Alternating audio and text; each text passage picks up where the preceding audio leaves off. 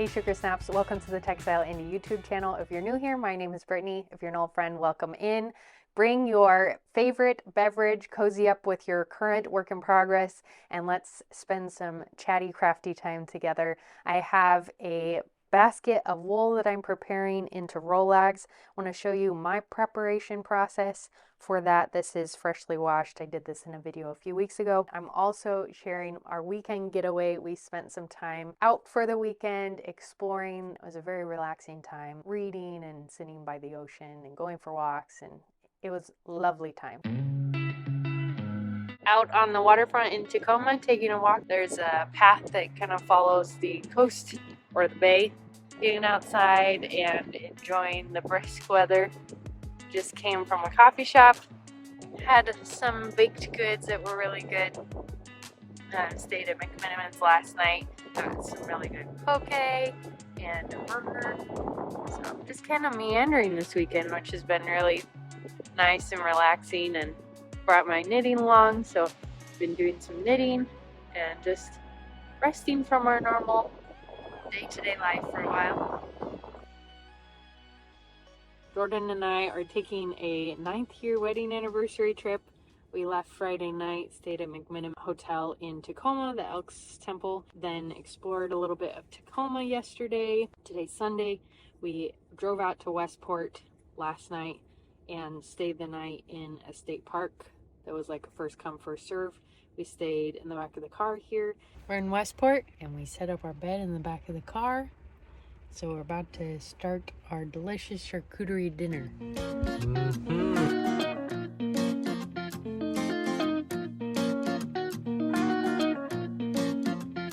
It was hailing and super stormy last night. We woke up multiple times in the night to just torrential downpour and then torrential hail, and it was hailing like 20 minutes before we got up, and then all of a sudden the sun broke out and we've had this beautiful clear day on the beach, which is very rare for Washington State. This has been quite the gift, and I've been really enjoying being on the beach.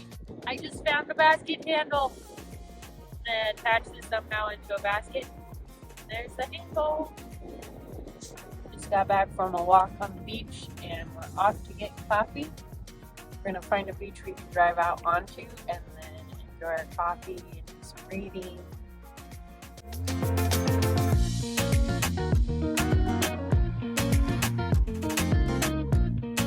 We've been laying back here in the back of the car with our bed all set up and just enjoying the view, talking. We had brunch back here and our coffee.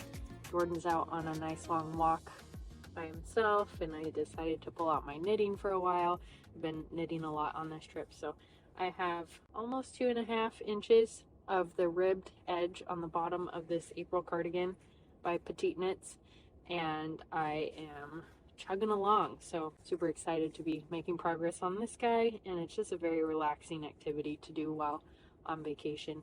I didn't end up taking it into any of the restaurants or anything as we were exploring because I wanted to focus on Jordan and chatting and connecting, but as he's been kind enough to drive, I've been doing a lot of knitting, and luckily I don't get car sick while knitting, so I can do it even on windy roads. I think mostly because I can knit without fully concentrating like I would have to if I was reading. I do get car sick reading. It's been a good weekend. I've just been thinking about the value of taking time to rest and recharge, maybe outside of your own home space, even though that's my ideal, being able to take a rest day at home where I work on things, projects that I want to work on, or just do something totally different than my normal day's activities. But it's also really nice to get out of the house and go somewhere else and travel and explore, and we walked along the waterfront in Tacoma for several hours. Really enjoyed that. There were some sailboats out and it was just very pleasant. So good experiences, good exploring, good time outdoors.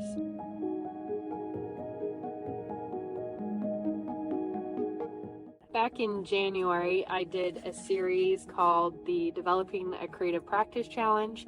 If you watched those videos or did that challenge with me, I wanted to ask how you've continued, or if you've continued to try to incorporate creativity into your daily routine. If that kind of fell away after January. I know life gets in the way and sometimes it's hard to stick to our routines. I had a wonderful routine through January that I would get up in the morning and I had all these things that I wanted to do and get some exercise in and some creativity time and read, and I was really on top of it through January, as most resolutions you make it through January. Any sort of hiccup that causes more friction to do the thing that you want to do can make it really easy to quit doing the routines that are good for you. So I fell off that bandwagon, and in the last few weeks have been trying to get back onto my creativity routine, my morning routine, that kind of thing. And in that process, I've been doing a lot of knitting. Seems like the barrier to entry is pretty low as far as sitting down and doing it. I don't have to set up a workspace or have a lot of mental energy. I can sit down and make progress on a project, and it still feels creative and like I'm doing my creativity time while still relaxing and resting and not having it be quite the overwhelm of like pulling out all my supplies for basketry or setting up a loom for a rag or something like that maybe takes a lot more prep. But how has your continued creativity practice been going? Are you incorporating that into your daily life? What has been your experience transitioning from maybe the sort of everyday routine of January, where that was your focus, to maybe trying to incorporate it into more of a varied lifestyle or daily kind of lifestyle? I know there's a lot of demands in life, so I'd love to hear your experience. If you want to leave a note in the comments how that has been for you, what it's been like to continue or not, depending on what your experience has been and what life has held this season. I've been working on washing and prepping a Shetland sheep fleece for spinning. I have this full basket of cleaned fleece. This is fiber that I washed. You can see this video where I went through the process and shared how I wash my wool. I'll link it in the description as well. So all of this is clean. I've let it dry for the last batch that I did. It's been drying for about a week. Now I'm going to prepare it into rollags, which are a tubular collection of fibers that are brushed on the carders that I have here, and then can be used to make a woolen yarn, which is a fluffy, warm yarn on my spinning wheel. So I have a bunch of rollags I've prepared so far in this guy, so I'm just transferring it from this basket to this basket. The tools I like to use for preparing my fiber are a flicker. I've also seen folks use a dog brush or cat comb. It's up to you what you use. This just works really well for me. It has kind of long teeth that are angled so that I can get into the wool fibers really well. This is an Ashford brand flicker. And then I also have this set of cards that I got with my first spinning wheel. It was gifted to me years and years ago. I've used them off and on, and they need some repairs because the handle's getting a little loose, so I need to prepare those, but these have been working quite well for this preparation. So when I washed this wool, I made sure to keep the tips and the cut ends lined up so that they wouldn't tangle and felt. And that means that now when I go to do my carding preparation, it's going to be a lot easier. So the first thing to do is take your little bundle of washed fibers and try to find any large pieces of vegetable matter, which is pieces of hay or seeds or just anything grass-like that ended up in the fiber off the back of the sheep. So then once the larger parts are out of the way, you can lay down a cloth on your workspace, or in my case, I'm just going to let it fall to the table. We're going to flick out the tips. So the ends of the fiber, you have the cut ends here, and then the tips that were on the outside of the sheep. And we're going to flick those open. That will release the last bits of vegetable matter, or as much as we can, and also prepare it to go onto the carder so that it cards up a little bit easier. So I'm going to flick using kind of a slapping motion against the tips, pulling just a little bit. I don't want to break the fiber, so I'm working fairly gently, but I also want to fluff out the ends and allow the vegetable matter to fall onto my workspace. So opening up those ends, fluff comes off onto your brush. Sometimes that means They're little small fibers. You can decide whether you want that incorporated into your rolag or not. And then once I've fluffed those out, I'll go in and pull out any more vegetable matter that I see, any bigger bits, and then open this up, fluff this out so that you create a little collection of fibers that then you can lay onto your carder like so. And now I'll do another bundle.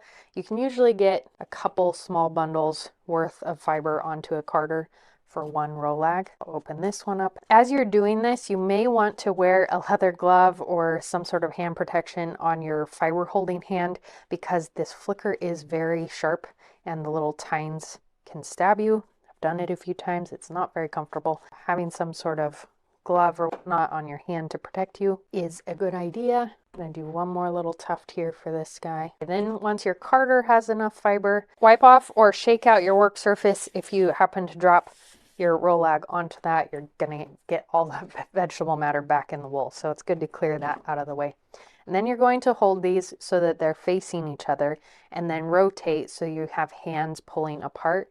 You're going to take the teeth of one and start to gently pull the fibers away. So I'm going to hold this like this so that it's in front of me. I like to go upright so that any vegetable matter can fall out. It also is more comfortable to hold them this way. And then you're using your back muscles to pull apart rather than just your arms. Once I've brushed those two layers and it starts to look like this, then I'll catch the bottom edge of one carder with the top edge of the other and just flick that fiber onto one card. So one card's empty, one card has all the fiber. And now I'll brush this out once again, trying to untangle any bits, open it up, work out any tight spots. Do the same thing, switching which card gets the fiber so that I turn it around. There's some tingle bits in here, so I want to brush that out as well, like so. And then I'll switch again. And I kind of go back and forth between the two cards 2 to 4 times, depending on how much tangling there is and how much seems to be needed. This video is sponsored by the Textile Indie Collective, which is a membership for the fiber art and traditional craft dabbler. If you're interested in trying a lot of different fiber or traditional crafts like basket weaving, natural dyeing, spinning yarn, weaving tapestries, and lots more, join the Textile Indie Collective, where there are a lot of different classes and the library of workshops are constantly growing, so you'll always have something new to try. You can share your projects in the Textile Indie Collective community where there's a show and tell space, or just leave the community be and focus on taking the workshops, whichever you choose. For more information, check the description below or use this QR code. If you see any big bits of vegetable matter, you can go in and pull that out. The vegetable matter breaks up into smaller and smaller pieces, and so you'll end up with lots of little bits where you could pull out a larger bit. So you can't depend on the carder to pull out all the vegetable matter, and it does like to get stuck in there. So work it out of the fiber, and then once you're ready, you can transfer all of your wool to one of the carders. A little bit more to do here. Okay, so I'm going to transfer this wool onto this one carder, and now the fluff is laying on here like so. I'm going to lay it out flat, make sure that it's within the teeth of the carder. And now you can do this with your other carder, but I find that that takes some dexterity and practice. So what I would suggest doing is setting it on your table and then taking the fluffy bits on the edge, the top edge of the carder, and starting to roll that over, fluff it over, and pull the fibers out of the tines as you roll it over itself, like so. And then once it's come off in a little roll, you can roll it over the carder, and that kind of tangles the fiber just a little bit to stick the edges together so you end up with a nice roll and not just a floppy taco. So you end up with this nice little wool burrito that's combined. It's a nice strand so that now I can spin my woolen yarn with this. Now the difference between woolen yarn and other yarns is there's woolen and there's worsted yarn when you're hand spinning. Woolen is a fluffier, more insulating yarn. It's really fuzzy and fluffy and has a nice warm look to it. Then there's worsted yarn, which in spinning refers to the spun technique, not just the size. There's worsted yarn. If you went to the yarn store, you'd find worsted yarn, which is a weight of yarn, but you can also have worsted yarn, which is the type of spin where you sort all the fibers from your fleece like we did here, but you have all the fibers lining up together in a long row, like a piece of roving or a wool top, and all the fibers are generally the same length. You shoot to remove the small bits or the short fibers from the staple length, which is the actual length of the fleece or the sheep's fiber, and you get all the same length fibers together, which creates a very strong, sturdy yarn, worsted yarn, which is nice and durable. It lasts a long time, but it's not quite as insulating or warm as a woolen yarn. So each has its benefits. Woolen yarns are really warm, not as strong.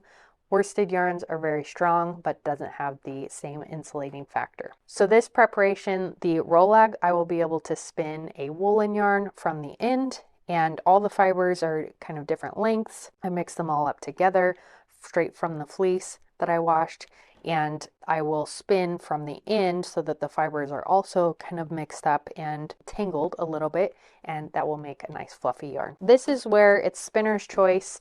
Do you prepare all your wool ahead of time and then start to spin, or do you prepare enough to start spinning and then do some preparation as you go, switching back and forth so you're not doing the same thing for an extended period of time or weeks or months on end? I have to choose between the two. I am planning on spinning this up and then dyeing it and creating a sweater yarn for it. So this will be a woolen sweater yarn. If you watched my last video last week, I asked the question if you've ever spun a yarn where you spun one strand in the woolen and then one strand in a worsted, and then you plied those together. Let me know in the comments because I'd love to hear how that went for you.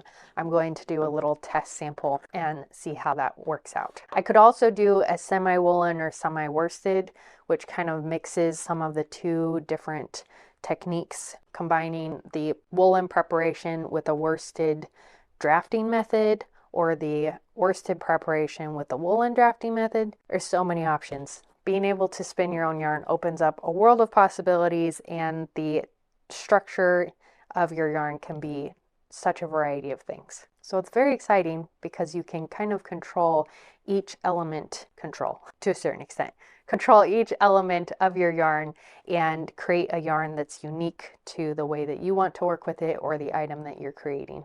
For another video to keep you company in your fiber arts endeavors, check out this video. Until next time, happy making, and I'll see you later. Bye.